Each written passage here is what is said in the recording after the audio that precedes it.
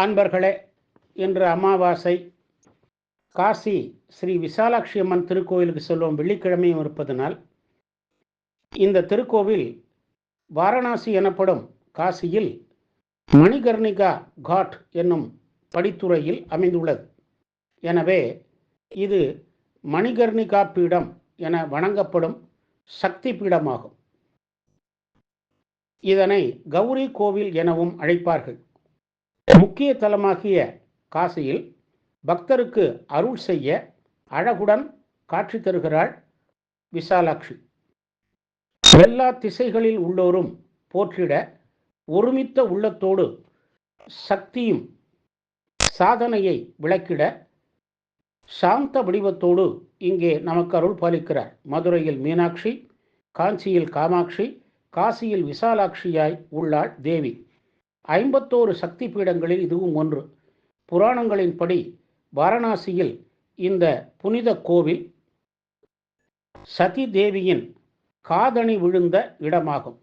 சதி தேவியின் முக்கண்களில் ஒன்று இங்கு விழுந்ததால் இது சக்தி பீடமாக மாறியது. தெய்வீக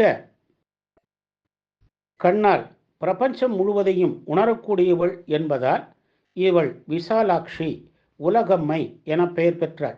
தக்ஷன் தான் செய்த யாகத்திற்கு சென்ற பராசக்தியாகிய தாக்ஷாணியையும் பரமசிவனையும் அவமதித்தான். மனம் வருந்திய சதி தேவியாக யாக குண்டத்தில் விழுந்து உயிர் துறந்தாள். இது கண்ட சிவன் வீரபத்திரரையும் பத்ரகாளியையும் உருவாக்கி யாகத்தை அழித்து தக்ஷனின் தலையையும் வெட்டினார்.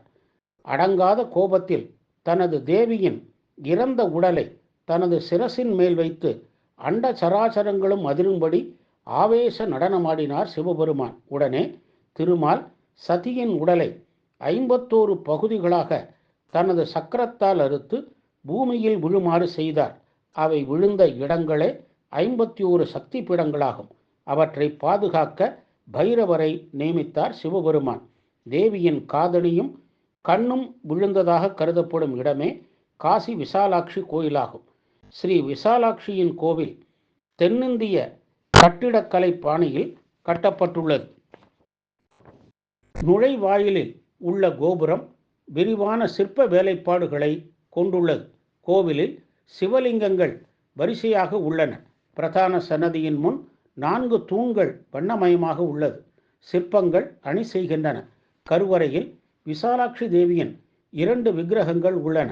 ஆதி விசாலாட்சி என அழைக்கப்படும் ஒரு சிறிய கல் விக்கிரகம் இடது பின்புறத்தில் உள்ளது. முன்புறம் விசாலாட்சியின் விக்கிரகம் உள்ளது.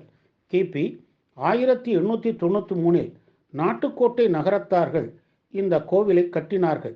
இன்றும் இக்கோவில் அவர்களது நிர்வாகத்தில் உள்ளது. ஆதிசங்கரர் இங்கு ஸ்ரீசக்கர பிரதிஷ்டை செய்துள்ளார். இக்கோவிலில் ஆகஸ்ட் மாதம் கஜலி திஜ் திருவிழா நடைபெறுகிறது. நவராத்திரி 9 நாட்களில் நவதுர்கா வடிவில் தோன்றி வேண்டுவோருக்கு வேண்டியதை அருள்கிறாள் இத்தேவி. இந்த தலத்தில் இறப்போரின் உடலை தன் மடி மீது கிடத்தி முந்தானையால் விசிறி விஸ்வநாதர் அவர் காதில் ராமநாமத்தை உபதேசிப்பதாகவும் இங்கு ஐதீகம். தன்னை வேண்டுவோருக்கு வேண்டியவாறே அருளும் ஸ்ரீ காசி விசாலாட்சி அம்மையை போற்றி வணங்கி இந்த அமாவாசை நாளில் பேரருள் பெறுவோமாக. ஓம் ஸ்ரீ விசாலாட்சி நமஹா.